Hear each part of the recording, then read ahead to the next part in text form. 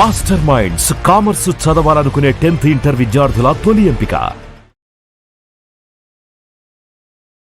నమస్తే, welcome to Suman TV. నేను మీ anchor సిరి. Right no మనతో పాటు ఉన్నారు హైకోర్టు అడ్వకేట్ అలగిరి రవీంద్రనాథ్ గారు. ఇప్పటి వరకు మనము ఎన్నో రకాల వీడియోస్ డివోర్స్ గురించి అండ్ అలాగే డివోర్స్ అయిన ఎస్పెషల్లీ పేరెంట్స్ యొక్క ఆస్తిలో పిల్లలకు వాటా ఉంటుందా, వీటి గురించి మనం ఎన్నో వీడియోస్ అయితే చేయడం జరిగింది. సో అందులో నుంచి ఒక కమెంట్ కూడా పెట్టడం జరిగింది. ఈ రోజు ఆ కమెంట్ గురించి అలగిరి రవీంద్రనాథ్ గారిని అడిగి దానికి ఒక సొల్యూషన్ని మనం తీసుకునే ప్రయత్నం చేద్దాం. నమస్కారం అలగిరి రవీంద్రనాథ్ గారు. నమస్తే అండి సిరి గారు. సార్, ఒక కమెంట్ అయితే పెట్టడం జరిగింది. రీసెంట్గానే నేను నా భార్యతోటి విడాకులు తీసుకున్నాను. అయితే నాకు ఇద్దరు పిల్లలు. ఇప్పుడు ఆ ఇద్దరు పిల్లలు కూడా నా భార్యతోటే ఉండడం జరుగుతుంది. రీసెంట్గానే మా నాన్న కూడా మరణించడం జరిగింది. మా నాన్నగారి ఆస్తి ఏదైతే ఉందో అది నాకు వచ్చింది. ఇప్పుడు నాకు వచ్చిన ఆస్తిలో నా పిల్లలకి వాటా ఇవ్వాల్సిందేనా? చట్ట ప్రకారంగా ముందుకెళ్ళాలి అంటే ఎలా ఉంటుంది అని అడుగుతున్నారు. ఇది చాలామంది ఎదుర్కొంటున్న సమస్యే. ఆస్తి పంపకాలు ఎలా ఉంటాయి, ఏ పంపకాలు ఎలా ఉంటాయి అని చెప్పి ఎవరికి వారే ఒక కొత్త కేసుగా ఫీల్ అవుతారు. సో ఈ వీడియో డీటెయిల్గా చూడండి, చివరి వరకు చూడండి ఈ వీడియోని. ఒక మంచి ఇన్ఫర్మేషన్ వచ్చే అవకాశం కూడా ఉంటుంది. తప్పనిసరిగా షేర్ కూడా చేయండి. కంటెంట్ మీ ద్వారా పెట్టుకోవడం కాకుండా మీ ఫ్రెండ్స్ కూడా షేర్ చేయండి వీడియోని. సో ఇక్కడ విషయం ఏంటంటే, ఇతను డివోర్స్ తీసుకున్నారు, ఇద్దరు పిల్లలు ఉన్నారు. ఆ పిల్లలిద్దరు కూడా తల్లి దగ్గరే ఉన్నారు. ఇతనికి ప్రాపర్టీ వాళ్ళ ఫాదర్ ద్వారా సంక్రమించినటువంటి ప్రాపర్టీ. ఇందులో పిల్లలకి హక్కు ఉంటుందా ఉండదా? ఇక్కడ గుర్తుపెట్టుకోండి డియర్ ఫ్రెండ్, యాక్చువల్గా మీరు చెప్తున్నటువంటి క్వశ్చన్కి ఆన్సర్ ఏంటంటే, మీ నాన్నగారి యొక్క ప్రాపర్టీ అది ఆయన యొక్క స్వార్జితమా కాదా? Number 1 point. ఇప్పుడు ఆయన ఓన్గా సాధించినటువంటి ఆయన స్వార్జితం యొక్క ప్రాపర్టీ ఆయన మీకు ఎలా అందజేశారు? అంటే వీలునామా ద్వారా అందజేశారా, లేకపోతే ఆ ప్రాపర్టీ మీకు భాగపంపకాల ద్వారా వచ్చిందా? అంటే ఎలా చూడండి, ఇప్పుడు మీ నాన్నగారు వీలునామా రాశారు. ఆ వీలునామాలో మీ పేరు స్పష్టంగా రాసి మీకు ఆ వీలునామా ద్వారా ఒక ఇల్లు, హౌస్, ప్రాపర్టీ, ఒక ఇల్లు అనుకుందాం, ఆ ఇంటిని మీకు ఇచ్చినట్టయితే దాని మీద పూర్తి హక్కులు మీకే ఉంటాయి తప్ప మీ పిల్లలకు ఉండే అవకాశం లేదు. నెంబర్ 1 పాయింట్ గుర్తు. ఇప్పుడు వీలునామా రాయకపోతే సార్? ఇప్పుడు వీలునామా రాయకుండా అతను చనిపోయారు. వీలునామా రాయకుండా చనిపోయినప్పుడు మీతో పాటు ఎవరైతే మీ సిస్టర్స్ కానీ మీ బ్రదర్స్ కానీ మీతో పాటు ఎవరైతే ఉంటారో అది క్లాస్ 1 లీగల్ హెయిర్స్ అందరికి కూడా చెందుతుంది. అంటే మీ ఒక్కరికే కాకుండా మీ నాన్నగారు వీలునామా రాయకుండా చనిపోతే ఆయనకున్నటువంటి ప్రాపర్టీ మీద యాజ్ ఎ లీగల్ హెయిర్గా మీతో పాటు మీకు ఎవరైతే బ్రదర్స్ కానీ సిస్టర్స్ కానీ అదేవిధంగా మీ మదర్ ఉంటే మదర్కి వీళ్ళందరూ కూడా లీగల్ హెయిర్ చెందుతుంది. అది గుర్తుపెట్టుకోండి. దాంట్లో కూడా మీ పిల్లలకి అందులో ఉండే అవకాశం కూడా లేదు. ఎందుకంటే మీరు ఆ ప్రాపర్టీకి లీగల్ హక్కుదారులు కాబట్టి మీకు ఆ ప్రాపర్టీ వస్తుంది. నెంబర్ 2. నెంబర్ 3 ఏంటంటే, ఆ ప్రాపర్టీ మీ నాన్నగారి యొక్క ప్రాపర్టీ వాళ్ళ పూర్వీకుల నుంచి వస్తుంది అనుకుందాం. అంటే వాళ్ళ తాతగారు వాళ్ళ ఫాదర్ నుంచి బాగా పంపకాలు జరుగుతూ వస్తున్న సందర్భంలో ఆ ప్రాపర్టీ మీద ఉన్నటువంటి హక్కులు ఏవైతే ఉంటాయో మీతో పాటు మీ పిల్లలకు కూడా ఆ ప్రాపర్టీ మీద హక్కులు ఉంటాయి. మీరు డివోర్స్ తీసుకొని మీరు డివిజన్ అయిపోయినప్పుడు కూడా పిల్లలు వారసత్వంగా ఉన్నటువంటి హక్కుల యొక్క స్థితిని కోల్పోరు. వాళ్ళకి యథాస్థితంగా వాళ్ళకి ప్రాపర్టీ రైట్స్ వస్తాయి. తాతగారి యొక్క తాతల అంటే 4వ తరం జనరేషన్ పిల్లలు కాబట్టి వాళ్ళ తాతల నుంచి వస్తున్న ప్రాపర్టీ ఏదైతే ఉందో ఆ ప్రాపర్టీ మీద మీ పిల్లలకు కూడా ప్రాపర్టీ రైట్స్ బై డిఫాల్ట్ వస్తాయి.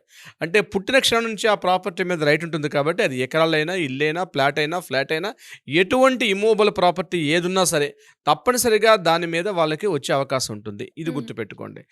అందులో కూడా పార్టిషన్స్ బాగా పంపకాలు అయిపోయి, అంటే మీ 4వ జనరేషన్ పిల్లలకి మీ బాగా పంపకాలు అయిపోయి ఆ బాగా పంపకాల ద్వారా ఆ ప్రాపర్టీ వస్తే ఆ ప్రాపర్టీ మీద కూడా మీ పిల్లలకి ప్రాపర్టీ మీద హక్కులు ఆటోమేటిక్గా వస్తాయి. నేను డివోర్స్ తీసుకున్నాను కాబట్టి నా పిల్లలకి ప్రాపర్టీ మీద హక్కు లేదు అనడం కుదరదు. ఇక పిల్లలు మీ దగ్గర ఉన్నారా లేకపోతే మదర్ దగ్గర ఉన్నారా అది కూడా సంబంధం లేదు. అది ఎవరి దగ్గర ఉన్న విషయాన్ని కూడా పరిగణలో తీసుకోరు. ఎందుకంటే పిల్లలు మీకే జన్మించారు కాబట్టి మీకు సంబంధించిన ప్రాపర్టీ ఏదైతే వచ్చిందో దాని మీద పూర్తి హక్కులు మీ పిల్లలకి బై డిఫాల్ట్ ఆటోమేటిక్గా వాళ్ళకి వస్తాయి. ఇక ఇందాక నేను చెప్పినట్టుగా ఆ ప్రాపర్టీ వీలునామా ద్వారా రాయకుండా మీ నాన్నగారు చనిపోయారంటే ఈ మధ్య కోర్టుల్లో కూడా నేను చెప్తున్నా అండి, 66% కేసులు అన్నీ కూడా పూర్తిగా ఈ ఆడపిల్లలకు సంబంధించిన కేసులే వస్తున్నాయి.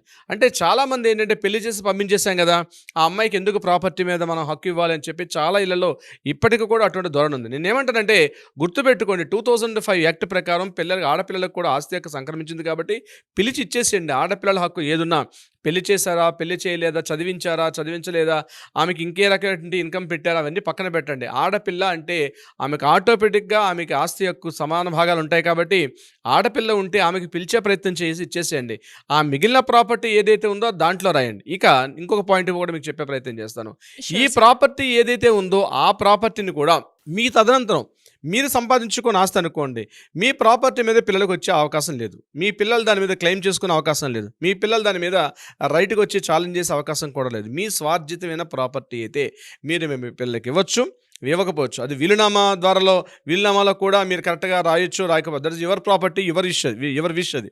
సో మీరు ఏమైనా చేసుకోవచ్చు. ఆ ప్రాపర్టీ మీద ఎందుకు మాకు రాయలేదు అని చెప్పి అడిగే హక్కు కూడా పిల్లలకి లేదు. ఇక్కడ ఇన్ని రకాలుగా ఉంటుంది. ప్రాపర్టీ ఎలా సంక్రమించింది, మీకు ఎలా వచ్చింది, మీ నాన్నగారి నుంచి మీకు ఎలా వచ్చింది. సో వీలునామా అనేది తప్పనిసరిగా రాయాలి. ఇటువంటి సంబంధించి ప్రాపర్టీ ఇష్యూస్ కొన్ని వందల కేసులు వచ్చి కోర్టులో ఉండిపోతున్నాయి. కాబట్టి గుర్తుపెట్టుకోవాల్సింది ఏంటంటే ప్రాపర్టీ ఇష్యూస్ ఇటువంటి సందర్భాల్లో మన తదనంతరం మన తర్వాత కూడా ప్రాపర్టీలో వివాదాల లోపలికి వెళ్లకుండా ఉండాలంటే తప్పనిసరిగా ఆ ప్రాపర్టీని వీలునామా రాయించండి. వీలునామాతో పాటు దాన్ని రిజిస్ట్రేషన్ చేస్తేనే ఆ మామూలుగా మనం రాసుకున్న దాన్ని డాక్యుమెంట్ అంటారు. ఎప్పుడైతే ఆ ప్రాపర్టీకి రిజిస్ట్రేషన్ చేస్తామో దాన్ని లీగల్ డాక్యుమెంట్ అవుతుంది. వితౌట్ లీగల్ డాక్యుమెంట్ ఆ ప్రాపర్టీకి వ్యాలిడిటీ ఉండదు. కంపల్సరీ దాన్ని రిజిస్ట్రేషన్ చేయించండి. వీలునామా తప్పనిసరిగా రాసుకోండి. మీకు ఏ రకంగా ప్రాపర్టీ వచ్చినా వీలునామా అనేది తప్పనిసరిగా రాసుకోవాలి. సిరిగారు, చాలా వరకు కూడా మీరు అన్నట్టుగానే ఆస్తి రిలేటెడ్గా ఎన్నో రకాల ఇష్యూస్ అయితే బయట మనం చూస్తూ ఉన్నాం. అలాంటి వాళ్ళు ఎవరైనా కూడా లీగల్ పరంగా ముందుకు వెళ్ళాలి, మాకు మంచి గైడెన్స్ కావాలి అండ్ మేము ఏదైతే ఆశిస్తున్నామో దానికి తగ్గట్టుగా రిజల్ట్ రావాలి అనుకునే వాళ్ళే చాలా మంది ఉన్నారు.